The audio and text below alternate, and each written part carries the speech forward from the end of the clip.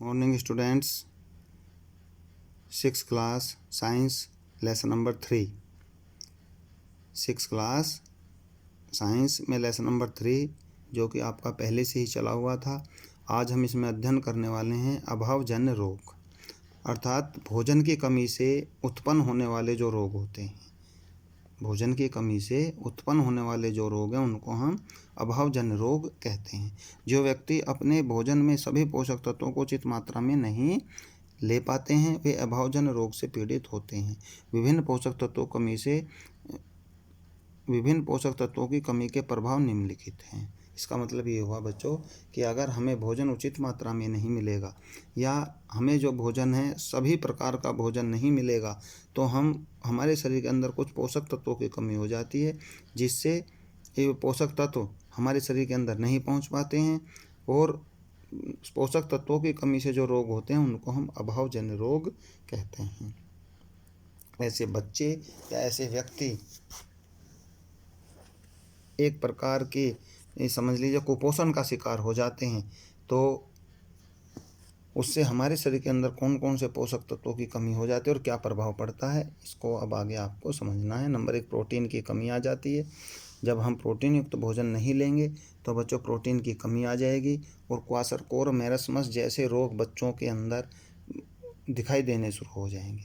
और ये अधिकतर ये दो प्रकार के रोग ऐसे हैं जैसे क्वाशरकोर और मेरस्मस। इसमें हाथ पैर तिरछे होने शुरू हो जाते हैं और इस प्रकार के रोगों की संभावना अधिकतर छोटे बच्चों में होती है।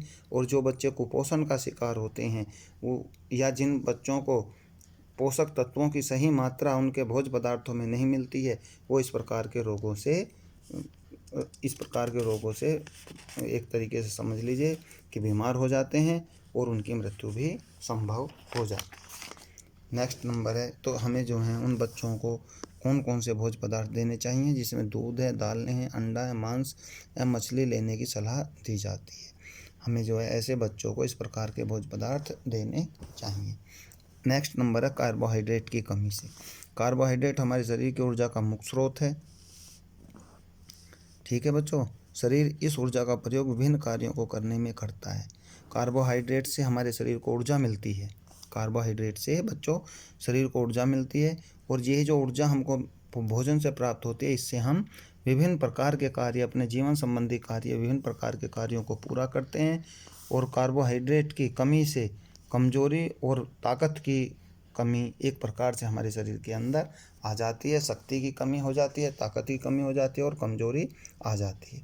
तो शरीर की ठीक वृद्धि के लिए, शरीर के ठीक विकास के लिए हमें कार्बोहाइड्रेट युक्त भोजन लेने चाहिए। क्वाशरकोर रोग और मेरस्मस रोग के लक्षण क्या होते हैं बच्चों, ये मैंने अभी आपको बताया था कि ये रोग उन बच्चों में होते हैं जहाँ पर जो बच्चे कुपोषण का शिकार हो जाते हैं, जिन बच्चों को उचित मात्रा में पोषक तत्वों की मात्रा उनके शरीर को नहीं मिलती है, तो वो इस तरीके की बीमारी के लक्षण उनके अंदर दिखाई देते हैं। जैसे पेट फूल जाता है, पेट को बाहर निकलना दिखाई देता है, काली व धब्बेदार त्वचा तथा भूरे बाल हो जाते हैं, वृद्धि में रुकावट आ जाती है, बाहर में कमी हो जाती है, जल की कमी से पैरों में सूजन होती है, भूख कम लगती है, रक्त की कमी आ जाती है, मानसिक वृद्धि ठीक प्रकार से नहीं होती है, रोगों से लड़ने की क्षमता में कमी हो जाती है। तो अब आप देख लीजिए बच्चों, जो छोटे बच्चे जिनको पोषक तत्व उचित मात्रा में नहीं मिलते हैं तो वो इस प्रकार के रोगों से पीड़ित हो जाते हैं। इसको हम कुपोषण का शिकार कहते हैं। मेरस्मस रोग के लक्षण, ये मांसपेशियों के विकास में कमी हो जाती है। जो किसी मनुष्य की या बच्चे की मांसपेशियां होती हैं उनके विकास में कमी आ जाती है। हड्डियां त्वचा से बाहर निकली होती हैं, वसा नहीं होती है, टांगें कमज़ोर हो जाती हैं, भूख कम लगती है, रक्त की कमी आ जाती है, बाहर में कमी आ जाती है, मानसिक विकास की वृद्धि नहीं होती है, रोग प्रतिरोधक क्षमता में कमी हो जाती है। तो इस प्रकार की कमियां इस प्रकार के लक्षण मेरस्मस में दिखाई देते हैं। और ये सभी रोग ऐसे तब होते हैं जब बच्चे को पोषक तत्वों की कमी हो जाती है, अर्थात बच्चे कुपोषण का शिकार हो जाते हैं। इस रोग के उपचार के लिए माता को दूध और प्रोटीन तथा कार्बोहाइड्रेट युक्त पदार्थ जैसे दूध, मछली, अंडे, मांस, फलियां, स्टार्च और शर्करा लेनी चाहिए। इसमें छोटे बच्चों के विकास के लिए माँ का भी एक तरीके से माँ का पूर्ण स्वस्थ होना बेहद ज़रूरी होता है। अगर माँ स्वस्थ है तो समझ लीजिए उनसे पैदा होने वाले बच्चा भी पूर्ण स्वस्थ होगा। तो माँ को भी जब तक बच्चा माँ का दूध पीता है तो बच्चों उन्हें भी उसी प्रकार के पोषक तत्व की आवश्यकता होती है जिससे बच्चे को वो दूध प्राप्त हो और बच्चा भी जो है ठीक ढंग से विकसित हो सके। माँ का दूध सर्वश्रेष्ठ होता है। हर बीमारी से, हर रोग से लड़ने की क्षमता माँ के दूध के अंदर होती है। इसलिए कुछ समय तक अगर बच्चे को माँ का दूध मिला है तो समझ लीजिए बच्चा पूर्ण रूप से सुरक्षित रहेगा, मजबूत रहेगा और एक तरीके से उसका मानसिक और शारीरिक विकास भी अच्छा होगा। प्रोटीन ऊर्जा कुपोषण, अर्थात जहाँ पर प्रोटीन जैसे पदार्थों की कमी हो जाती है, उनमें कुपोषण की क्रिया हो जाती है, उसको किस तरीके से समझा जा सकता है। प्रोटीन ऊर्जा कुपोषण शब्द का प्रयोग है। ये बच्चों आपको पहले बता दिया गया था कि अगर प्रोटीन, कार्बोहाइड्रेट, वसा युक्त पदार्थ बच्चों को सही मात्रा और उचित मात्रा में नहीं मिल रहे हैं तो उसमें जो है बच्चे कुपोषण का शिकार हो जाते हैं। बच्चों की सही विकास के लिए, छोटे बच्चों के सही विकास के लिए माँ का भी विकास होना बेहद ज़रूरी होता है। माँ को भी उसी प्रकार के भोज्य पदार्थ मिलने चाहिए जिससे उसके अंदर प्रोटीन्स, विटामिन्स, खनिज लवण, खनिज पदार्थ या किसी भी प्रकार कार्बोहाइड्रेट और वसीय अम्ल जितने भी हैं उनकी सभी की पूर्ति होती रहे और बच्चा जो उनके ऊपर निर्भर है वो भी पूर्ण स्वस्थ बना रहे। तो ये अभी आप सारणी में देख रहे हैं।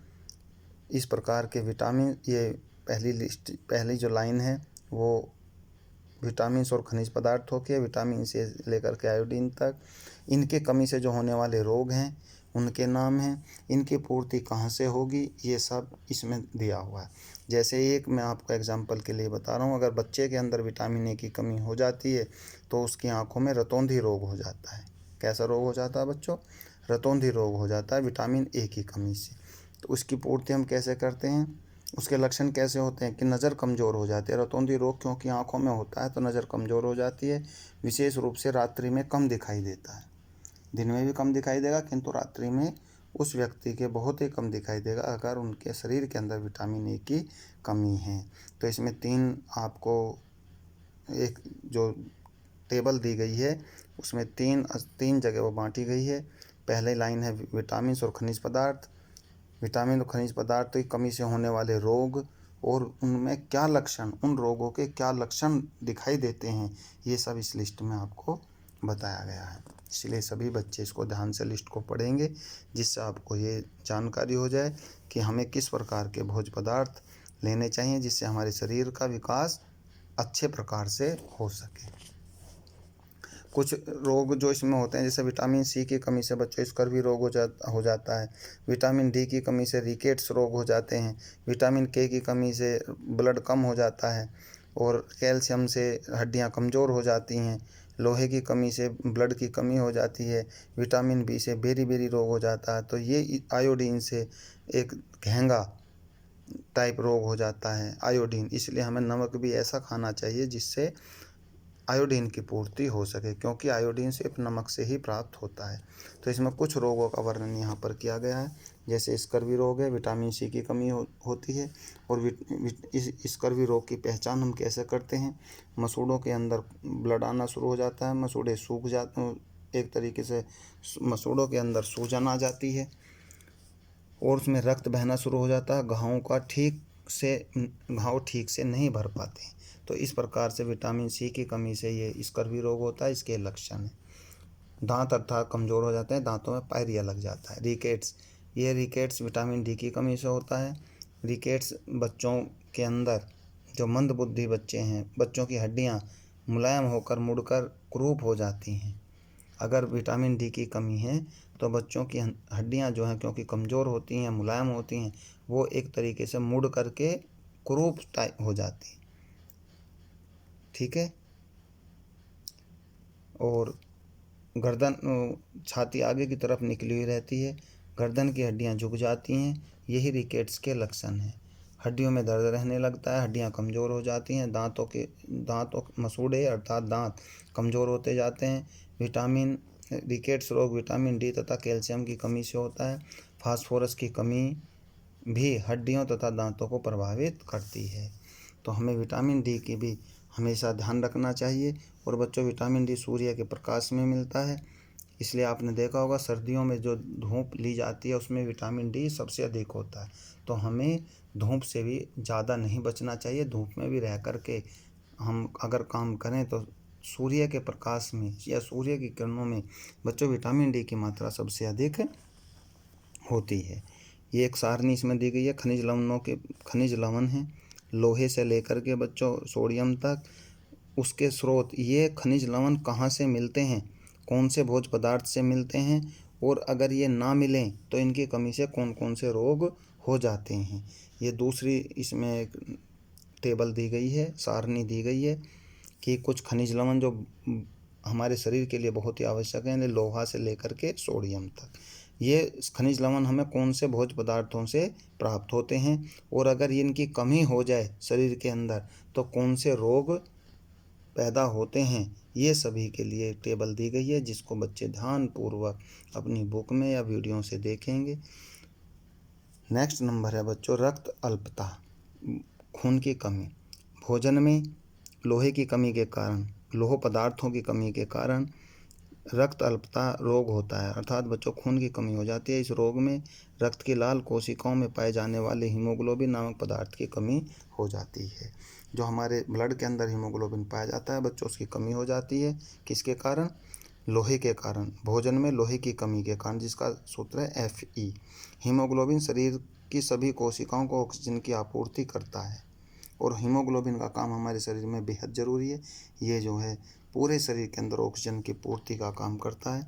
इस रोग से पीड़ित व्यक्ति का रंग पीला पड़ जाता है और उसके भार में कमी होने लगती है। भार का मतलब वजन।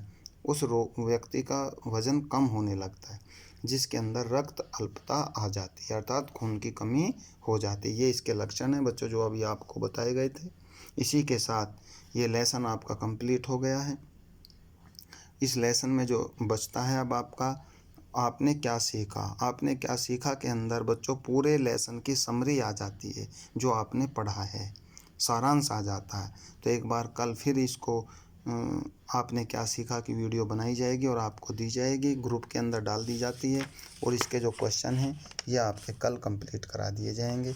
आपका लेसन थ्योरी समझ लीजिए, ये आपका कंप्लीट आज कर दिया गया है। इसलिए सभी बच्चे वीडियो देखें। एक दिन वीडियो नहीं देखी जाती तो अगले दिन आप उसको देखें, और उसके साथ साथ बुक्स का भी आप अध्ययन करते रहें, जिससे आपके समझ में भी आ जाए। फिर भी अगर कोई प्रॉब्लम होती है तो आप स्कूल में आकर के संपर्क कर सकते हैं। Thank you.